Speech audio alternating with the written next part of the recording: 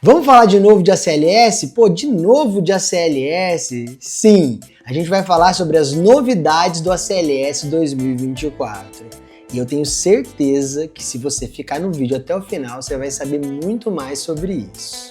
Agora roda a vinheta.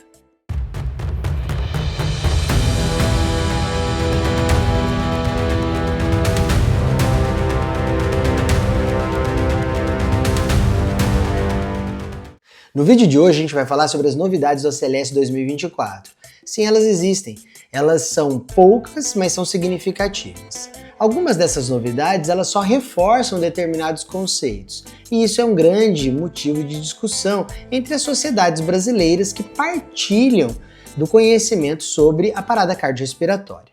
Então, em outubro de 2024, a gente teve um encontro entre a Sociedade Brasileira de Cardiologia, a SBC, e a Abramed. Eles foram capitaneados por grandes expoentes da parada cardiorrespiratória brasileira. Então, nomes como Sérgio Timmermann, Hélio Pena e Camila Lunardi estavam presentes e falaram sobre as grandes novidades nesse ano no ACLS. E você não pode ficar sem saber quais são essas. Então, vamos lá. A primeira delas tem relação com o que a gente sempre coloca nos ACLS aqui da M, que é: não existe ACLS sem BLS. Por incrível que pareça, por mais que os estudos avancem, a gente sabe que o suporte básico de vida ele é essencial à vida. E é isso que faz toda a diferença. Os estudos mostram que eu submetendo esse paciente a manobras efetivas de compressão torácica e ventilação adequada, eu estou aumentando e muito a chance de sobrevivência. Por quê? Porque isso tem relação com as frações de compressões torácicas elevadas. E elas têm relação, sim, com o aumento da taxa de sobrevivência. Então a gente não pode só ficar preso no algoritmo das drogas, porque o que importa é a compressão de forma eficiente, a desfibrilação precoce. Então o BLS ele continua com muita importância nesse cenário.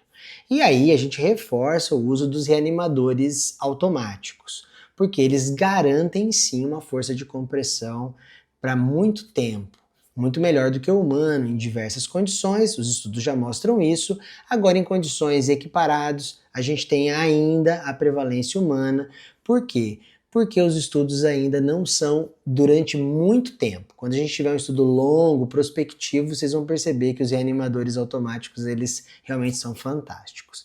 Então o BLS ele continua tendo uma importância significativa nos quadros.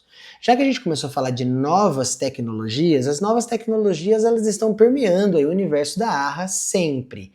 Existe um estudo norueguês que está mostrando uma eficiência grande em levantar voo um drone com um DEA e através de uma Global Position System, através de um sistema de GPS, você vai chegar e colocar esse DEA em contato com a vítima o mais rápido possível. Esse estudo está levando em média 1 minuto e meio para levantar voo, chegar lá, o que seria muito bom. Mas é óbvio que a gente está falando de um universo muito bem definido, que é a Noruega. Então talvez isso a gente não consiga praticar em todos os países do mundo, e o Brasil, com certeza, a gente vai ter um problema com isso em muitas regiões. Depois disso, o que tem se estudado muito, e é essa ferramenta que ganhou o amor de todos os emergencistas, é o POCUS. Então, o POCUS ele veio para ficar. A gente realmente tem evidências clínicas muito robustas em que o uso de POCUS na parada, ele possibilita, além de outras causas reversíveis e intervenções, também a monitorização da qualidade da tua PCR. A gente está falando disso, de POCUS, transesofágico. Quando a gente passa POCUS transesofágico, a gente olha a contratilidade do coração e a saída do ventrículo esquerdo. E isso tem uma importância tremenda para aquela forma de compressão onde eu estou apertando a saída do ventrículo esquerdo e aí eu estou ferindo o paciente na sua possibilidade de sobrevivência. É óbvio que esses estudos ainda estão restritos a países pequenos, onde eu tenho um recurso maior. Então existe um trabalho, por exemplo, na Coreia do Sul, com enorme sucesso, em relação ao eco transesofágico durante a parada para monitorizar a qualidade da PCR. No Brasil, isso ainda é raridade realmente. Essas novas tecnologias também abordam o uso da membrana extracorpórea, da ECMO, na PCR. Então existe um estudo famoso que foi publicado por um médico francês realizado dentro do Louvre, que demorou em média 20 minutos para a canulação e realmente colocar esse paciente em SEC durante o atendimento da parada.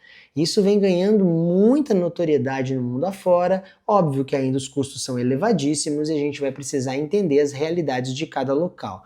Mas essas novas tecnologias, elas realmente vieram para ficar. A ultrassonografia, por exemplo, ela já vem sendo muito utilizada em nosso meio. Eu, por exemplo, nos hospitais que eu trabalho, que tem ultrassom, a gente já consegue tocar parada com o protocolo CASA, um protocolo fácil que vai ser motivo de vídeo aqui nesse canal. Se você quer saber um pouco mais, também comente protocolo CASA, porque a gente libera vídeos todas as semanas e é importante que você conheça esses trabalhos, tá bom? E, não menos importante, uma outra etapa também muito discutida é a síndrome pós-parada. Então não adianta só o paciente retornar, ter pulso novamente, a gente precisa mantê-lo vivo e entregá-lo muito bem na sua reabilitação. Afinal, o ACLS 2020 ele veio com o sexto elo da cadeia, que faz a gente lembrar muito da reabilitação. E esse ACLS ele falou muito de neuroproteção. Essa dificuldade que a gente tem em estabelecer medidas efetivas para a neuroproteção, ela é uma nova prerrogativa que eu tenho certeza vai vir muito forte agora em 2025. Afinal, a gente tem biomarcadores, medidas eletroencefalográficas que são importantes de monitorização desse paciente na UTI, isso tudo com o intuito de prevenir aquelas convulsões, da gente estabelecer rapidamente um tratamento na ocorrência da convulsão. Por quê? Os estudos mostram que prevenção de convulsão com fenitoína é bullshit. A gente não tem feito isso mais. Isso não traz nenhum benefício ao paciente. A gente deve sim tratar as convulsões à medida que elas ocorram. Então, nada melhor do que a gente monitorizar adequadamente esse paciente. Mas os cuidados pós-PCR eles começam lá no manuseio da via aérea. Embora a gente consiga tocar uma parada com o paciente somente no ambu, depois que ele tem o retorno à circulação espontânea e está em coma, aí a gente tem indicação precisa de intubação orotraqueal. O manejo da via aérea é uma habilidade fundamental a todo mundo que trabalha com emergência e medicina intensiva. Então você precisa estar com esse paciente muito bem entubado. E aí a gente consegue acompanhar a capnografia. E a gente sabe que os índices de normocapigrafia, eles são fundamentais. A gente não precisa estar hipo ou hiperventilando esse paciente. A gente precisa estar com o paciente em critérios normais. Isso faz toda a diferença para o cérebro. Depois disso, a gente tem um manejo hemodinâmico. E hoje a gente está falando precocemente do quê? Do uso de vasopressores. E aí entram push-doses de adrenalina, por exemplo, e também a noradrenalina, essa droga fantástica que em solução possibilita uma vasoconstricção generalizada e uma elevação, consequentemente, da pressão arterial. Isso a gente sabe que é importante, manter a perfusão cerebral é fundamental para garantirmos a vitalidade cerebral. Depois a gente vem com o manejo das convulsões, como eu já salientei aqui. A gente precisa só tratar os casos onde eu tenho convulsão presenciada. Muitas vezes isso é difícil da gente verificar, por isso a necessidade de uma monitorização invasiva. E a gente não pode esquecer de uma coisa importante que é sempre motivo de discussão: o tal do controle direcionado da temperatura. Os estudos do ACLS, eles favorecem a gente manter a temperatura entre 32 e 36 graus Celsius. E é um universo amplo esses 4 graus, porque eles passam de uma hipotermia para um controle de temperatura propriamente dito. E a gente está falando de 36 quase como uma normotermia. É importante a gente manter isso porque vários estudos mostram que o que a gente deve evitar é a hipertermia, a febre, esse paciente estar com temperaturas elevadas. Isso sim é maléfico ao cérebro, porque isso aumenta a atividade cerebral. O que a gente está querendo naquele momento é diminuir essa atividade cerebral. Por isso a gente precisa controlar muito bem a temperatura.